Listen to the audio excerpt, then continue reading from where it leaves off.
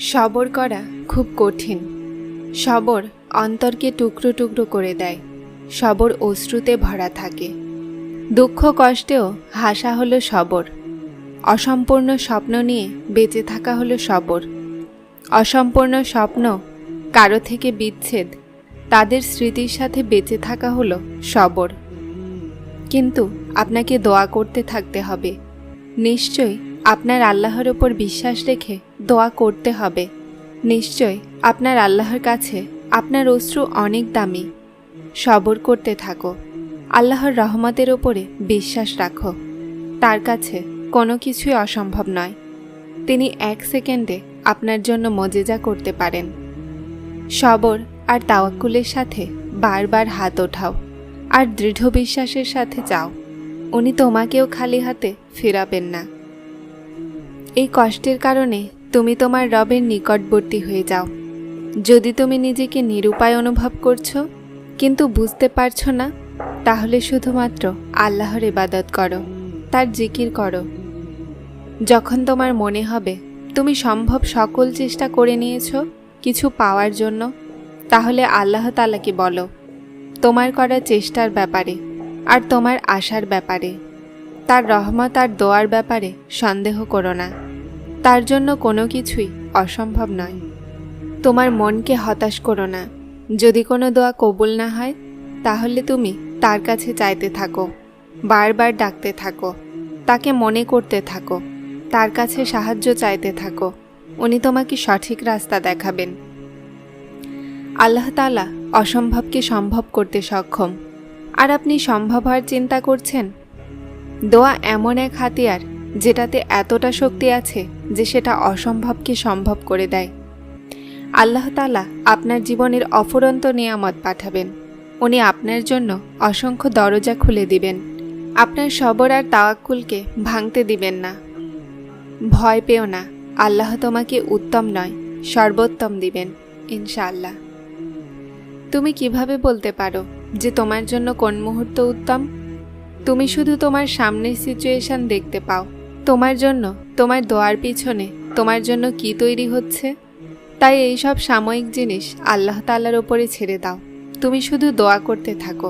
তিনি ভালো জানেন যে তোমাকে সেই নিয়ামত কখন দিতে হবে, যেটার জন্য তুমি এত অস্থির হচ্ছ। এটা শুধুমাত্র কিছু সময়ের ব্যাপার মাত্র। তোমার এভাবে অপেক্ষা করা, তোমার রবের ওপরে তাওয়াক্কুল রেখে দোয়া করা, এটা বিনা কারণে নয়। তুমি এটার উত্তম ফল অবশ্যই পাবে। এই সব কিছুই তাওয়াক্কুলের ব্যাপার।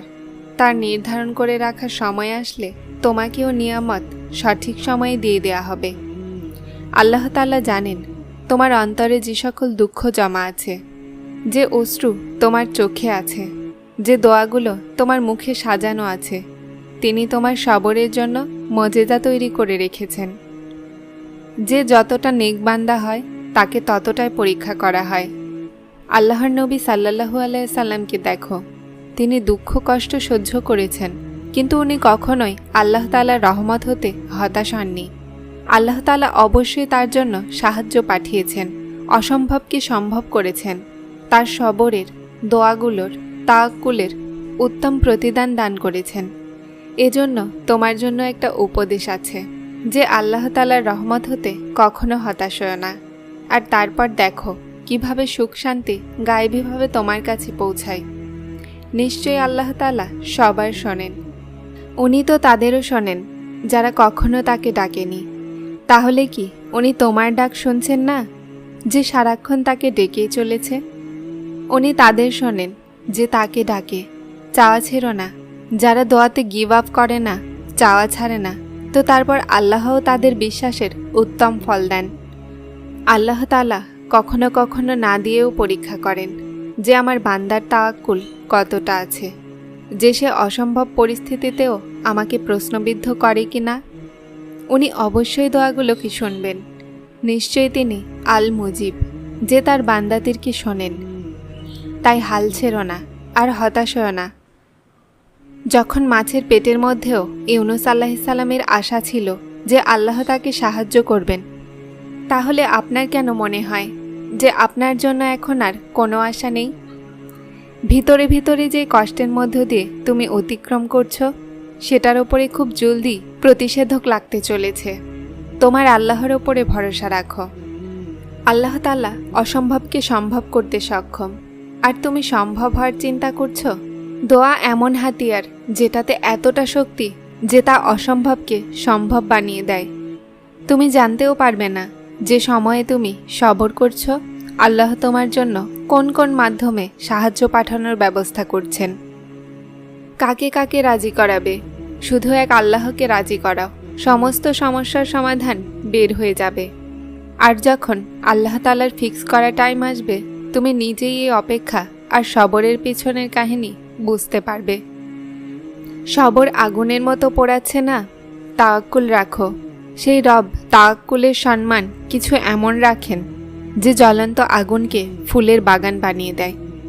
চিন্তা করো না, আল্লাহ সুবহানাহু ওয়া তাআলা খবর রাখেন তোমার সাথে কি হচ্ছে। উনি তোমাকে এই অন্ধকার রাস্তা থেকে খুব সুন্দর সকালের রাস্তায় খুব জলদি আনবেন। সবর করো, তোমার সবর বৃথা যাবে না। অন্ধকার রাতে কালো পাহাড়ের ওপরে কালো পিঁপড়ার সম্পর্কেও আল্লাহ জানেন। বৃষ্টির কত ফোঁটা গড়িয়ে পড়ল তিনি জানেন। গাছের পাতার নড়াচড়া সম্পর্কেও তিনি জানেন। সমুদ্রে মজুদ প্রতিটা মাকলুকের খবর তার কাছে আছে। আর যারা তার সবচেয়ে প্রিয় মাকলুক অর্থাৎ মানুষ, তার আশরাফুল মাকলুকাতের খবর তিনি রাখবেন না?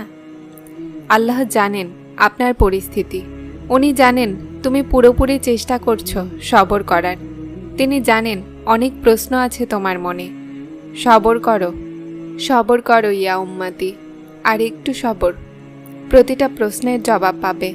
এই যে জীবনে আপস অ্যান্ড ডাউনস আসছে না, এটার পেছনে অনেক রহস্য লুকিয়ে আছে। এই যে নিজাম আল্লাহ তাআলা চালাচ্ছেন, এগুলো উদ্দেশ্যহীন নয়। প্রতিটা জিনিসের পেছনে আল্লাহর হিকমত লুকিয়ে আছে। আপনি যেখানে আছেন নিজের ইচ্ছাতে নয়, আপনি একদম সঠিক জায়গায় আছেন। মনে রেখো, আমাদের আল্লাহ ভুল করেন না। প্রতিটা জিনিস উত্তমভাবেই হচ্ছে, কেননা আল্লাহ তাআলার হুকুমেই হচ্ছে। আল্লাহর ওপরে বিশ্বাস রাখো আর তার কাছে সাহায্য চাইতেই থাকো। নিশ্চয়ই তার সাহায্য ছাড়া আমরা কিছুই করতে পারবো না।